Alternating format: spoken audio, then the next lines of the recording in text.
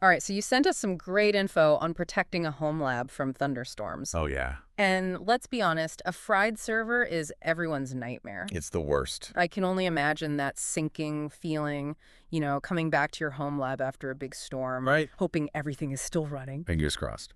So let's dive into how to keep that nightmare from actually happening. Yeah, let's do it. So we put so much time, effort, Oh, yeah. and let's face it, money into our home labs.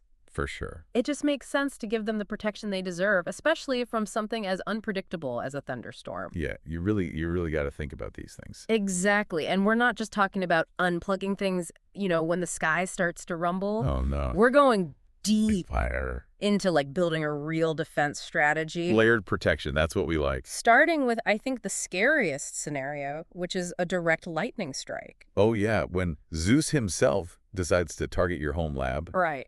you need more than just a basic surge protector. Wait. You need a system that can redirect that raw power safely into the ground. Okay, so let's talk grounding. Yeah. This is where those lighting rods and grounding systems come in, right? Precisely, think of them as a highly trained demolition crew, Okay.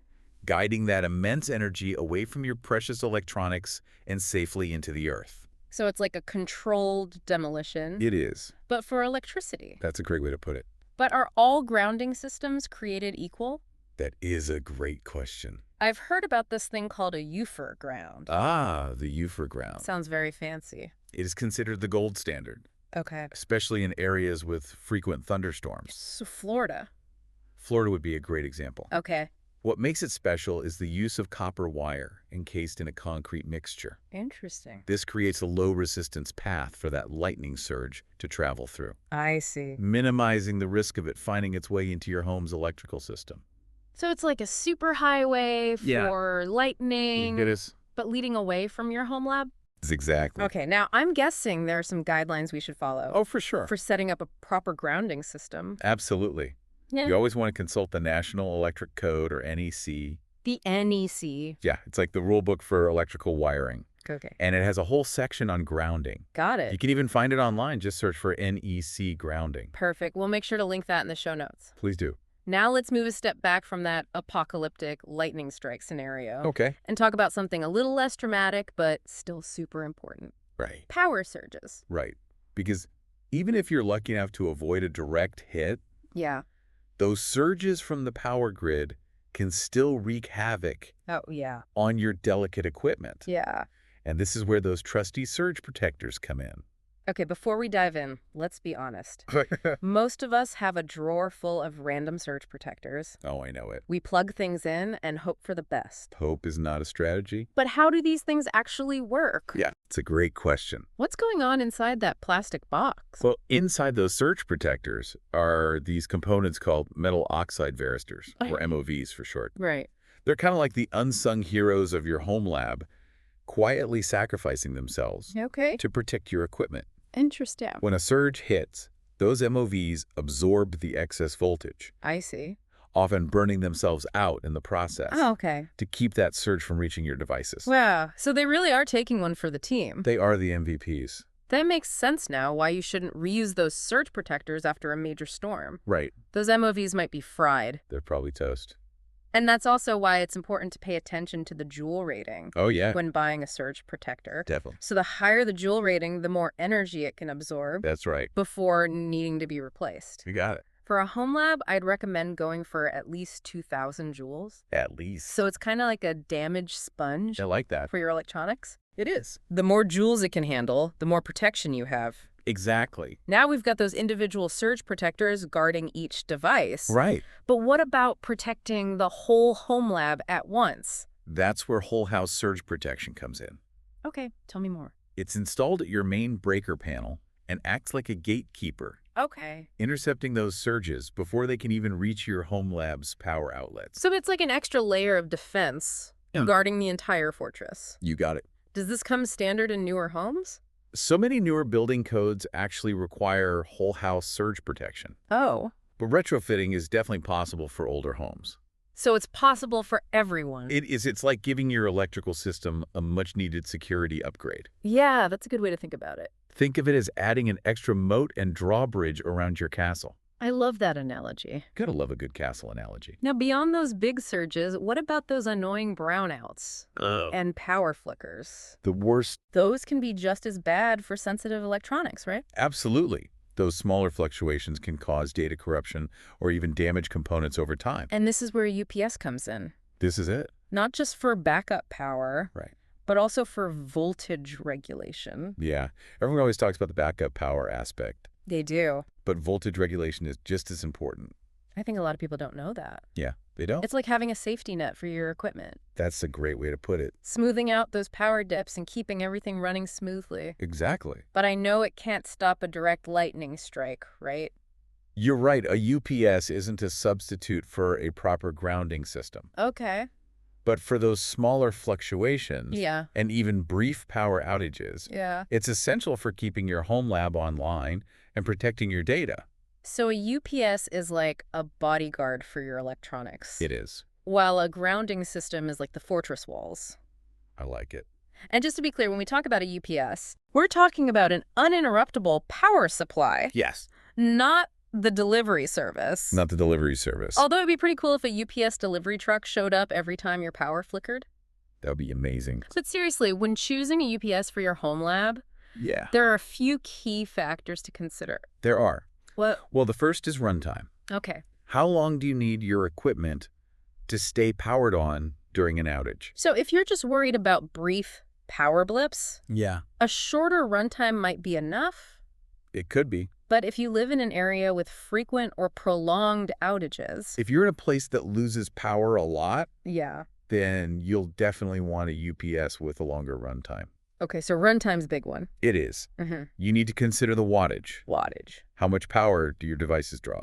Okay, The UPS needs to be able to handle that load. right. So you can't just grab any old UPS off the shelf. No, you can't. You need to make sure it's sized appropriately for your home lab. And, of course, you want to look for a UPS with built-in surge protection, right? Okay. That's like getting 2 layers of protection in one. That's what we like. Now, another thing to consider is the type of outlets. Outlets. Make sure the UPS has enough outlets to accommodate all of your devices Right. and that they're the right type of outlets for your plugs. Yeah. You don't want to end up needing a bunch of adapters. That would be a real pain. Oh, yeah.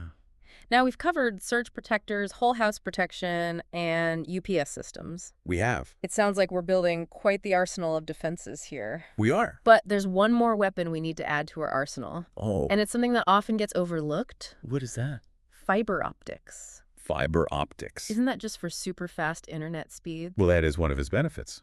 What does it have to do with protecting my home lab from a thunderstorm? Here's the surprising part. Lightning can actually travel through those long copper Ethernet cables Oh, wow. that connect your network devices. No way. Yeah. So even if my equipment is perfectly grounded Yeah. and protected from power surges, Yeah. it could still get fried through the network connection. That's right. It's like a backdoor attack on your networks. So sneaky. But here's where fiber optics come in to save the day, Okay. because they use light to transmit data. Oh, yeah. They're completely immune to those electrical surges that can travel through copper wires. So it's like an invisible shield for your network equipment. It is. I get it, but rewiring my entire home lab with fiber optics sounds like a massive undertaking, right? You're right. A complete overhaul isn't always necessary. Okay. But think about those long cable runs you might have, Okay. especially those going outside to things like security cameras or equipment in a detached garage. Ah, so those outdoor connections are particularly vulnerable. Very much so. Got it. Replacing those long copper runs with fiber optics would provide an extra layer of protection. But what if you can't completely replace those copper lines? Good question. Is there a less drastic workaround? There is. Oh, good. You can use media converters. Media converter. Yeah, these nifty devices let you transition from copper Ethernet to fiber Okay. and back again.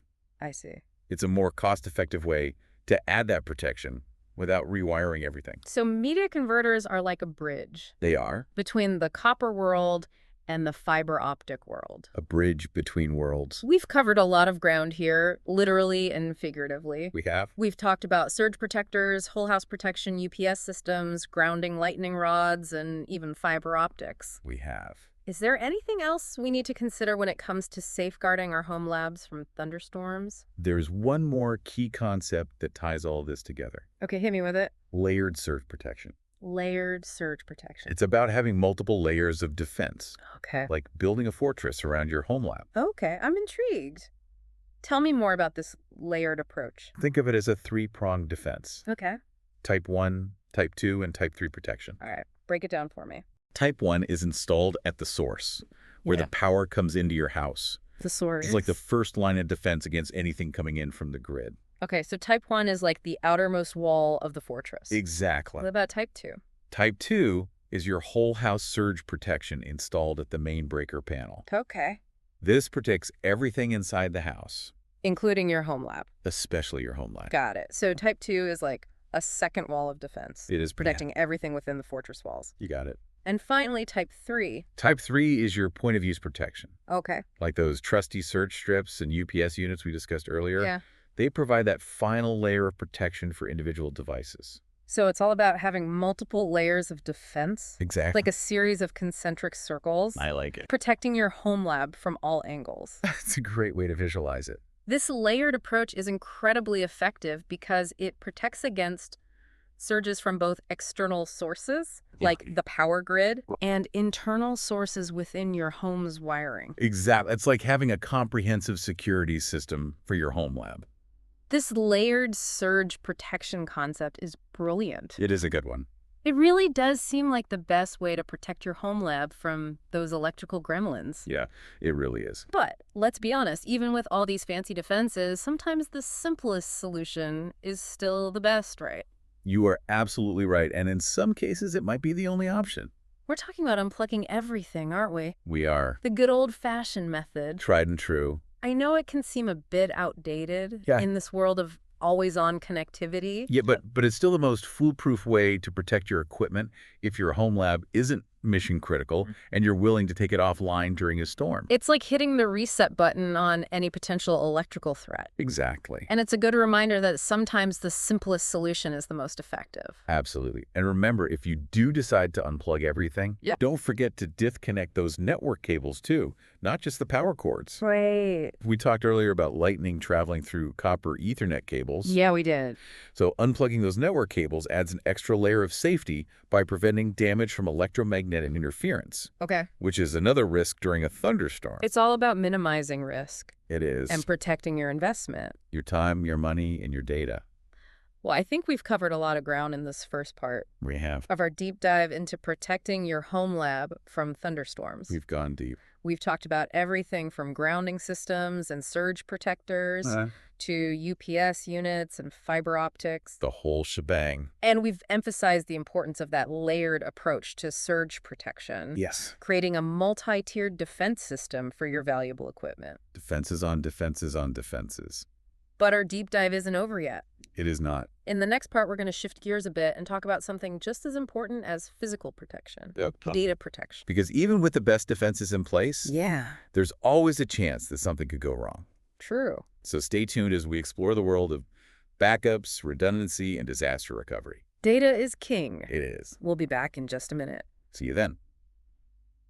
Welcome back to our deep dive on safeguarding your home lab. We've talked about all the ways to protect your precious hardware from those electrifying summer storms. But now it's time to shift gears Okay. and focus on something equally important. You mean the data itself, right? Exactly. Because what good is all that fancy equipment if the data gets fried? Exactly. Imagine this. You've built this incredible fortress around your home lab with surge protectors and grounding systems galore. It's like a high-tech Fort Knox. Exactly. But what about the gold inside? Right. Your data is the real treasure here, It is. and it needs its own kind of protection. So let's dive into data protection. Let's do it. Where do we even begin? Well, the cornerstone of any good data protection strategy is a solid backup solution. Right, backups. We hear it all the time. We do, but it's easy to put it off until it's too late.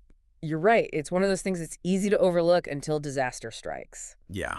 But trust me, having a reliable backup system in place can be an absolute lifesaver. I believe you. And it doesn't have to be complicated. Okay, The good. key is to follow the 3-2-1 rule. The 3-2-1 rule Okay, I've heard of it, but Yeah. honestly, I'm a little fuzzy on the details. Yeah. Break it down for me like I'm 5. Okay. What does it actually mean in practice? Okay, imagine your data is like a precious photo album. Okay. You wouldn't want to keep just one copy, right? No way. The 3-2-1 rule basically says you should have 3 copies of your data. So 3 copies of that photo album. Exactly. But those copies shouldn't all be in the same format. Okay. You need 2 different types of media. 2 different types. So one copy could be on your computer's hard drive, Okay. another on an external hard drive, Okay. and a third could be on a NAS device, which is like your own personal cloud storage. Okay, so we're spreading the risk by using different storage methods. That's exact. But why stop at 2 locations? That's where the 1 and the 3-2-1 rule comes in. Right. One of those copies needs to be offsite. Offsite. Think of it as your ultimate insurance policy against a catastrophic event like a fire or a flood God. that could damage your entire home lab. So even if your home lab is completely toast, you've still got that offsite copy safe and sound. Exactly. It's like having a spare key hidden somewhere safe just in case. That's a great way to put it. Now, there are tons of options for both local and offsite backups. Oh, there's so many. Way too many to cover in one episode. Way too many. So maybe you could give our listeners a few pointers in the right direction. What are some of your favorite backup solutions? Well, for local backups, I'm a big fan of NAS devices. NAS devices. They're like having your own personal cloud, Yeah. but with more control over your data. Okay. And many of them come with built-in backup software that makes the process super easy. Yeah. I've heard NAS devices can be a bit more expensive than just buying an external hard drive. They can be, But the extra features and peace of mind seem worth it. especially for a home lab setup. For sure now for off-site backups. Yeah, Cloud storage solutions like Backblaze or Carbonite are excellent options. they are excellent. Or even just a simple Dropbox or Google Drive account can work. They can. If you're not dealing with massive amounts of data. If you don't have terabytes and terabytes. And the beauty of cloud storage is that it's geographically separated from your home lab. It is. So it's protected from those local disasters we talked about. Exactly. And many of these services offer automatic backups. Oh, yeah. So you can just set it and forget it. Set it and forget it. Which brings us to another important point. Okay, what's that? Automation. Automation. In this day and age, there's no excuse for manually backing up your data. I couldn't agree more. There are so many great automated solutions available Oh, there are. that can literally back up your data in the background without you having to lift a finger. That's amazing. Just set a schedule and let the software do its thing. That's it. So you're free to focus on, actually using your home lab. Exactly. Now, we've talked about full backups, Uh-huh. but what about those incremental or differential backups I hear people talking about? Oh, yeah. What's the difference? That's a great question. And is one better than the other?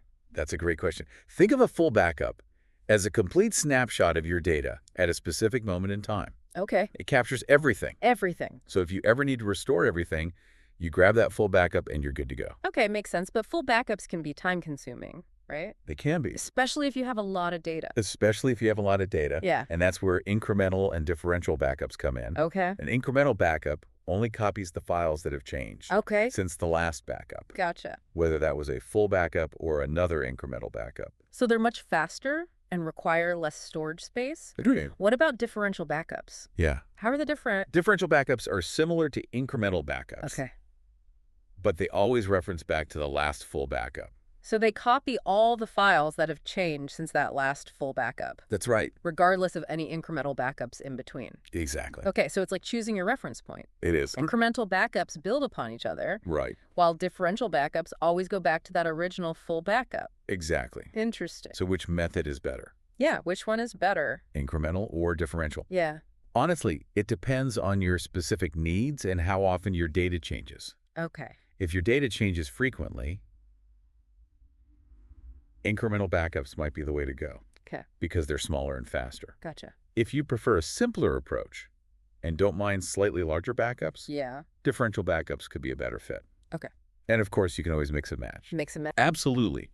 Many backup solutions allow you to create a combination of full, incremental, and differential backups Okay. to create a truly customized strategy. So much flexibility. I love how there are so many options for tailoring your backup strategy to your specific needs. There are a lot of options out there. But it's not enough to just back up your data, right? No, it's not. You also need to make sure those backups are secure. You are absolutely right. It's like having a treasure chest filled with valuable jewels.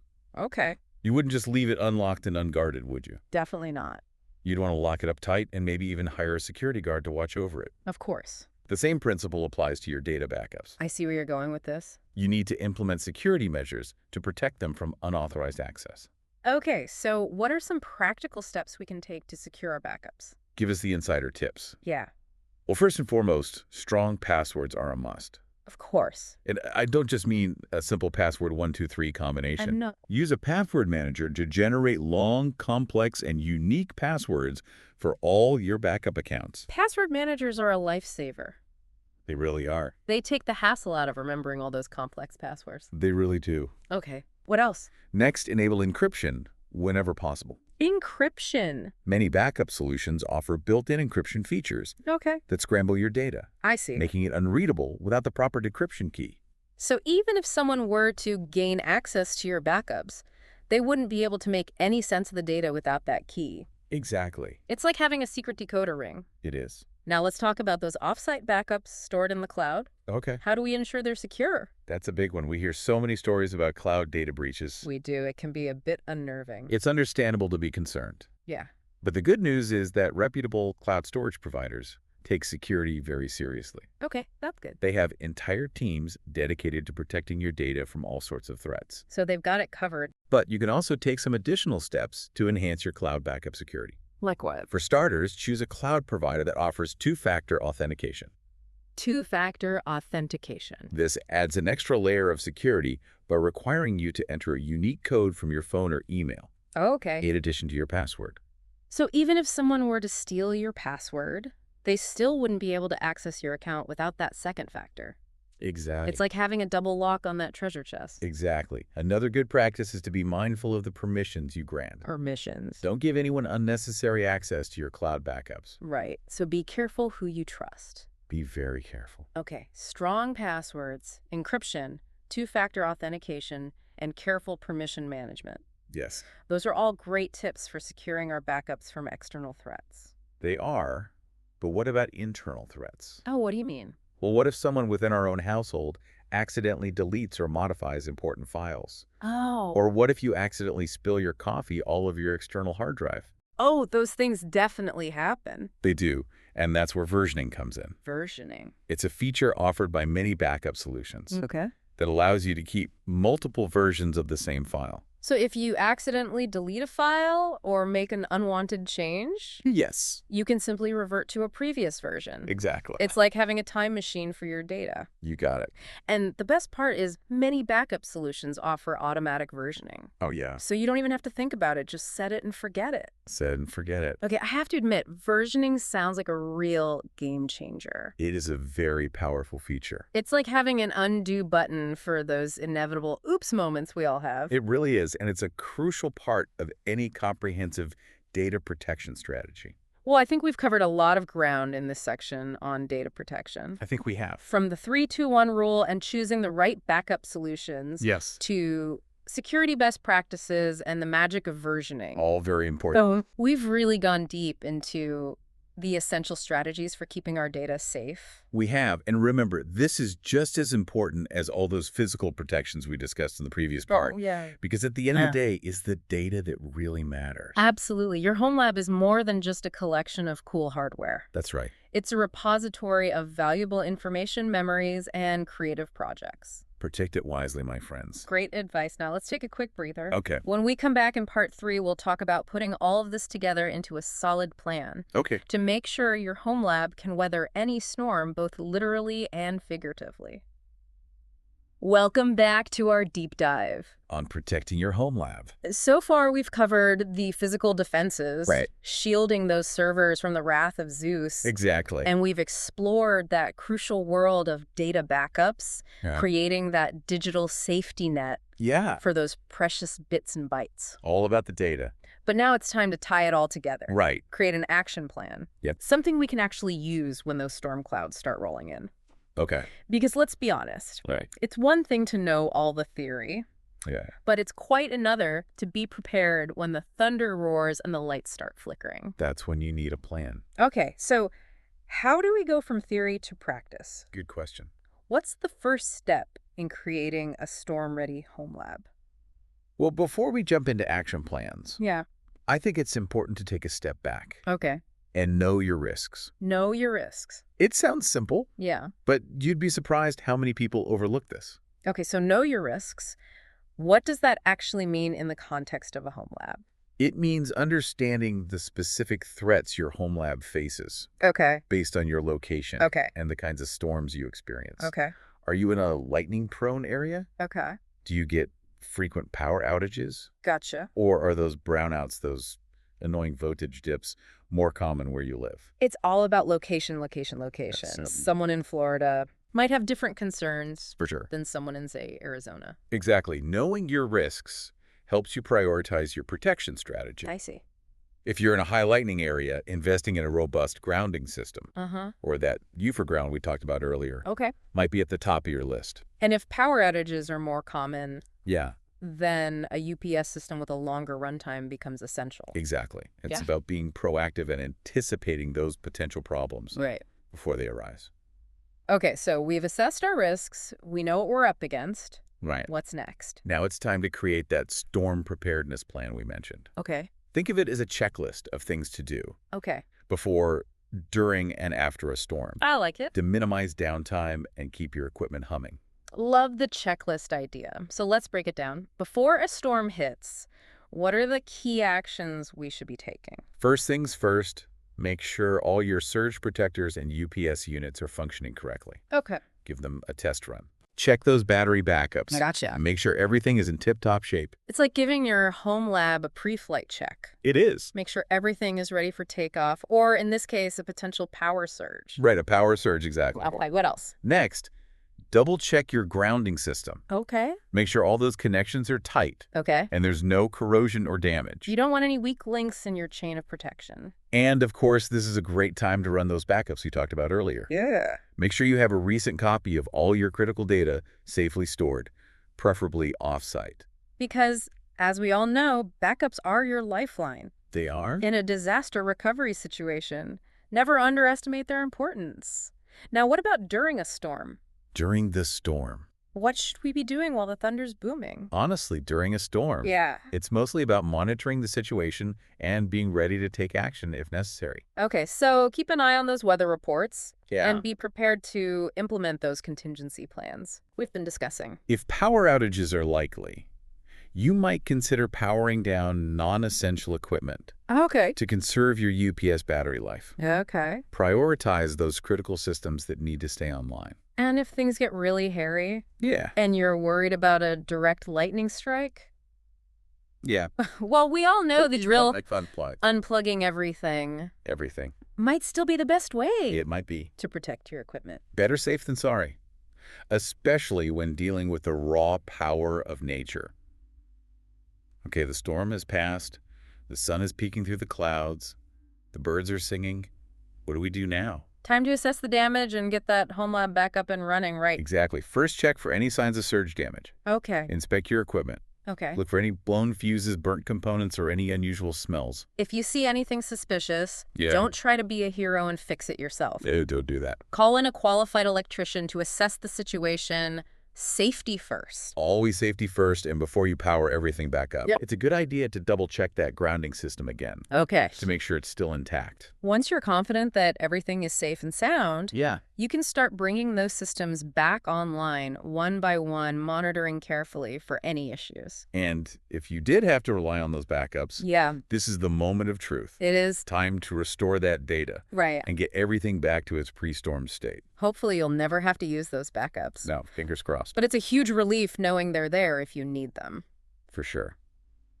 Now, we've covered a lot of ground in this deep dive into protecting your home lab from thunderstorms, We have. from physical defenses to data security to proactive planning. It's been a journey. And we've learned that it's not just about having the right equipment, Yeah. it's about using it effectively. Yeah. And having a plan in place Uh-huh. before those storm clouds gather. Be prepared. Because let's be honest, Right. we all love our home labs. We do. They're more than just a collection of servers and cables. Right.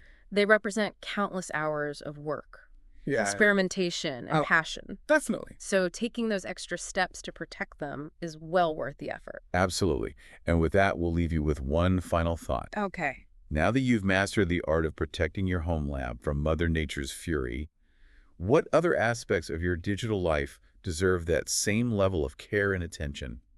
Maybe it's those irreplaceable family photos or that novel you've been working on. That's a great point. It's easy to focus on our hardware, Yeah. but ultimately it's the data that holds the real value. The data is what matters. Thanks for joining us on this deep dive, and until next time, stay safe, stay curious, Stay curious. and keep those home labs humming. Keep 'em humming.